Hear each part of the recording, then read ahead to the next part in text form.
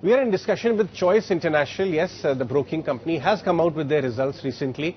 Management doesn't talk to media often, but today they have decided to step by in our studios. I have with me Mr. Arun Poddar, MD and CEO of Choice International, and Ayush Sharma, who looks after matters of finance and investor relations. So very strong set of numbers, and also what caught the attention of the investing community is that apart from the fact that marquee investors like Madhusudan Kela hold stake there, but some other very interesting names like Plutus, Ankit Khandelwal also have checked into the counter very recently in part of the fundraise. So thank you very much, gentlemen, stopping by. Arun, first of all, I want to understand your business model because this is the first time you've come. Correct. Yours is not a pure play broking company. You have investing broking piece and a consulting piece. Can you explain the company? Yeah, sure. So basically, in Choice International Limited, there is a three business vertical. One is the broking and distribution, second is the advisory piece, and third is the NBFC only. And if you see in our total revenue split or revenue mix, 60% gross revenue contributed by the equity broking and distribution, 30% contributed by the advisory piece, and 10% by the NBFC. But the interesting fact is, if you see the bottom line number, if you see the PAT, then the equity broking number and the advisory business is contributing more or less equal. If you see this year's number also, then 93 crore rupees is from the broking business and 89 crore rupees from the advisory piece only. So we are very much hopeful in these two segments. So tell us a little more about this consulting piece. Yeah, sure. When was it started? And now that it is already almost 50% of profits, do you see it become bigger in the next coming years? Certainly. So basically we have started this government advisory practice in 2014. Okay. And today we have almost 600 crore plus consulting order book. That fees will be booked in our books in next 2-year time. So this service is purely belong to government's infrastructure project only. So if government issue any kind of infrastructure project, they will need the DPR service and the PMC services, and more or less 3% fees is aligned with that, the project fees only. So if you see in government's target infrastructure budget, it's almost 150 lakh crore rupees in national infrastructure pipeline project. So for us, the total market size will be 3 lakh crore rupees, and we are 3% of that is potential market for you, for us. In fees. In fees size only. So we are very much hopeful ki we will get something good in that segment. Okay. And in next 5-year time, we are very much hopeful we will get a decent size of project in these sector. You also have a small NBFC business, which is 500 crore right now. Yes. What is the future of that? How big can you make it? As on date, 490 crore rupees is the AUM on 31st March 2024. Next year by 31st March 25, we are expecting it will be close around 900 crore rupees AUM. And in next 3 to 4 year time, we are targeting 2,500 crore rupees AUM.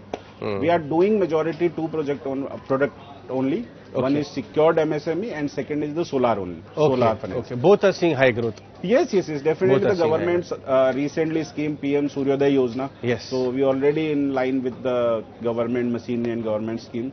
So we are very much hopeful we will do the good in NBFC side also. Ayush, you and your team have done a great job getting in one more marquee investor recently. How much fund is being raised by Plutus, and where will the money be utilized, if you can talk to us? So the total amount which we are raising is around 600 crore rupees.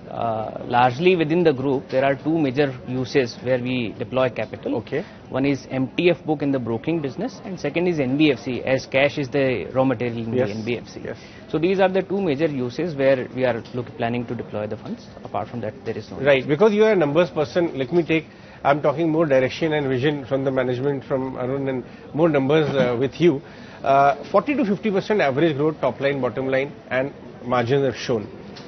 On the merits of all the three businesses, NBFC, business consulting and broking, what is the 1 or 2 year kind of growth outlook which you can share with us right now? So we had closed our last financial year at a revenue of around 759 crore rupees, which is almost 92% higher than FY23. In FY23, we closed at 345-350 crore rupees ka revenue. On the profit perspective, we closed the last financial year at a profit of 130 crore rupees, right, which is again more than 100% growth on FY23. We are very aggressively working towards achieving all these targets to maintain this kind of growth. In the shorter term also, from the NBFC perspective, as Arun sir has told, we will be achieving 2,500 kind of loan book or AUM in the NBFC business. Similarly, in advisory, we are looking to generate an order book of 7 to 8,000 crores in next 5 years. Great. Arunji, tell me something. Next 2 to 3 year beyond, this is very high growth, right? Where would you like your growth to stabilize? What big targets have you set for yourself? Say broking business. Correct. How big do you think it can become, looking at how environment is? How big can consulting become, and how big can NBFC become? So, if you see our all three business vertical, definitely if the government stability will be there and government infrastructure also will grow. So, we are expecting in terms of our revenue mix, as I earlier said also, the revenue mix will be 40% from the equity side, 40% from the advisory side, and the 20% from the NBFC side. In a broking side, this year we have closed around 450 crore rupees revenue side, and we are very much targeting around 2,000 crore rupees in next 5-year time. And in terms of advisory side, I have already mentioned we are targeting almost 7,000 crore rupees worth of project size in next 5-year time. So definitely they will execute in 36 month or 48 month time. Sure. But certainly if the stability will be there, and definitely if we talk about the trillion economy, and one of the market investor recently said ki in any case India is a happening place. Correct. So if Very good. India will be happening, then definitely we will be the beneficiary. Okay, tell me something.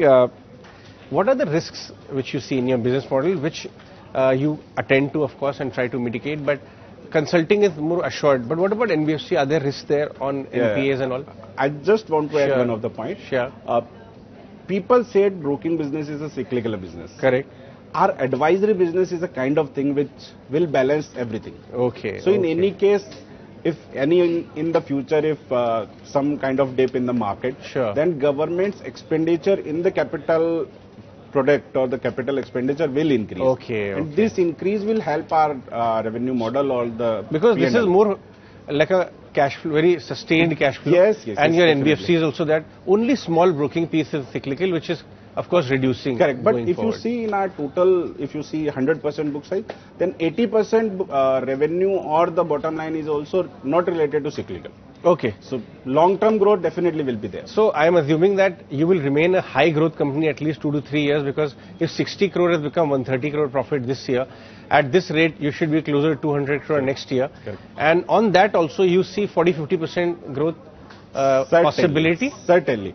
So certainly this, as far as growth is concerned, we have invested last 10-year time in terms of tech preparation, in terms of team size, and in terms of platform credential build. Now next 5 to 10-year times, it's literally a growth phase only. Sure. So we are very much positive in terms of growth. What is your company's capability so unique that this consulting work other companies are not being able to do? So, sir, just give you an example. Any government project allotted through the tender process only. Okay. And in tender, there is a pre-qualification area. Any pre-qualification area can be created through the experience only. Sure. So we have invested last 8 to 10-year time for create the credential. So today, if any new company enter in this segment, they will need 5 to 8 years. So that's the kind of a moat which you have, early entry advantage, which any other company does not have. So that we will definitely get the advantage.